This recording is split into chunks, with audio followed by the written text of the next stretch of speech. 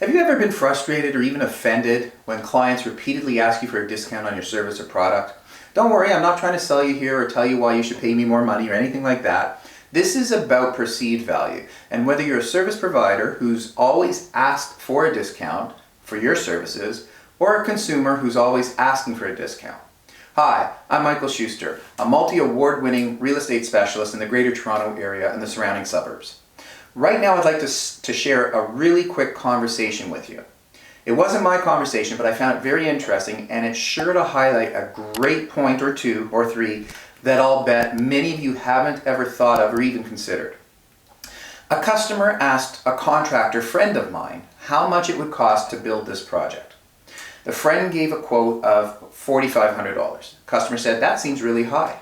Friend asked, "What do you think is reasonable for this job?" Customer said, $2,500.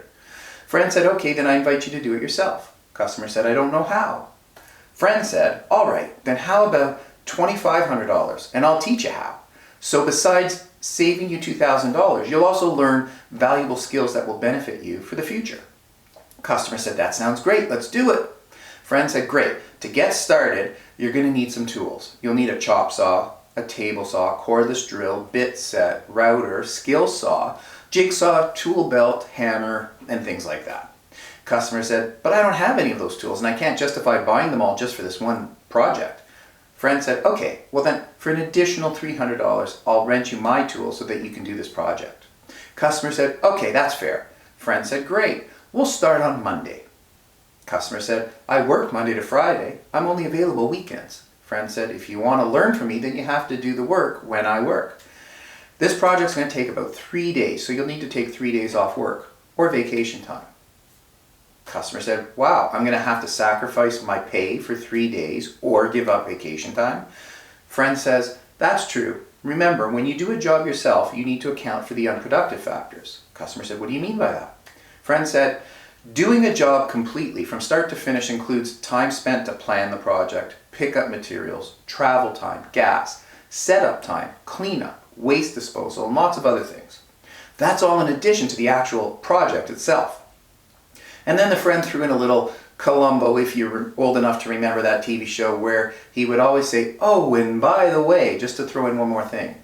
"Speaking of materials, that's where we're going to start on Monday. So I need you to meet me at the lumberyard at bright and early, 6 a.m.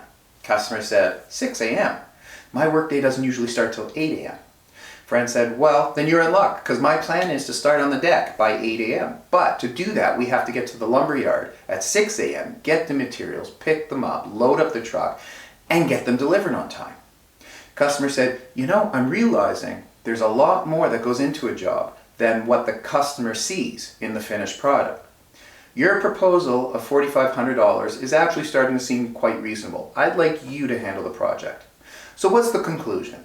When you pay for a job, whether it's a physical project or a digital project, whether you're hiring a lawyer, an accountant, a contractor, a coach, a therapist, and yes, a realtor, you not only pay for the material and the time spent doing the labor or interacting with the client, as the case may be, but you also pay for the knowledge, the experience, the skills, the custom skills, the tools, the time to plan and strategize, time to prepare, professionalism, work ethic, and excellence ultimately. You're paying for discipline, commitment, integrity, the license they have to maintain, the sacrifices, the liability insurance. If you in fact hired the right person for the job, they would have all of that. Many years ago, when I first started in real estate, my first client asked me for a discount. The agent who was mentoring me at the time was beside me in the meeting and replied to the client, "Do you like to work for free?" Client said, "Of course not." "Do you like to discount your work for someone who doesn't see your value that you otherwise get paid in full by other customers who do see your value?" Client said, "No." And finally, this other agent mentor of mine said, "If you have a boss and work for a company, how would you feel if your boss came to you on Friday and said, 'We'd like to keep you working the same number of hours and do the same great work, but we're going to pay you a little less this month?' Client said, 'I'd be pissed.' Agent said, 'Then why do you expect that from us?'" Now, just to be clear, while that other agent made some very good points, I didn't quite agree with his harsh style, and I would never talk to a client like that. I would never like to make a client feel bad or become confrontational. But they were good points. I like my clients to feel safe, valued, and respected. So my style is nothing like that of my mentor. But it doesn't mean everyone wouldn't agree with those last questions if it happened to them, or perhaps you. If their proposal exceeds your budget, there's nothing wrong with getting other proposals. Just remember, you get what you pay for. Just imagine if everyone paid each other full price, then everyone would appreciate each other's value and nobody would feel bad or demotivated to work hard. And nobody would feel the need to get a discount because they're always giving their services away.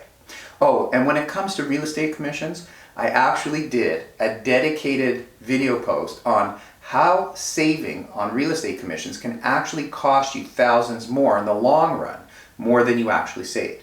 Be sure to check out my video post called Realtor Commissions and the Big Dilemma for Sellers. And remember, when it comes to real estate or anything else in life, if there was a better way, wouldn't you at least want to know about it?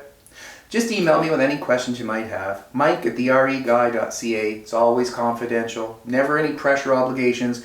I just love to talk real estate and I like to help. Thanks for watching.